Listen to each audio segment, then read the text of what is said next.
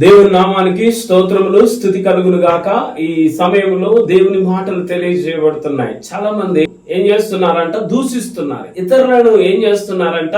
ఆ యొక్క తృణీకరిస్తున్నారు. ఇతరులను ఏం చేస్తున్నారంటే బాధిస్తూ ఉన్నారు. ఇతరులను ఏం చేస్తున్నారంట? వారి ఇష్టానుసారంగా తెలియకుండా ఏవేవో మాటలు మాట్లాడుతూ ఉన్నారు. ఎలాగూ అని అంటే వారి గురించి తెలియదు, కానీ వారి గురించి మాట్లాడుతూనే ఉంటారు.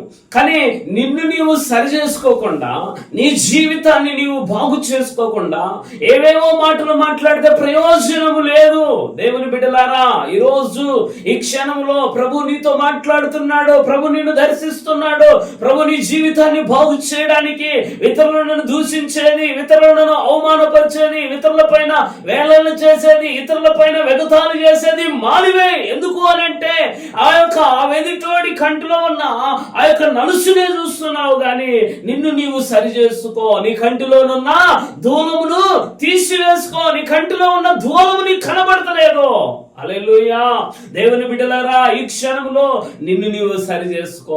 వాని క్రియల చొప్పున ప్రతిఫలము అని చెప్పి దేవుడు చెప్తున్నాడు. నిన్ను నీవు సరి చేసుకో. మొదట నీవు సరి చేయబడిన తర్వాతనే దేవునికి అప్పజెప్పు ఇతరుల గురించి. దేవుడు నిన్ను దీవించును గాక. ఆమేన్.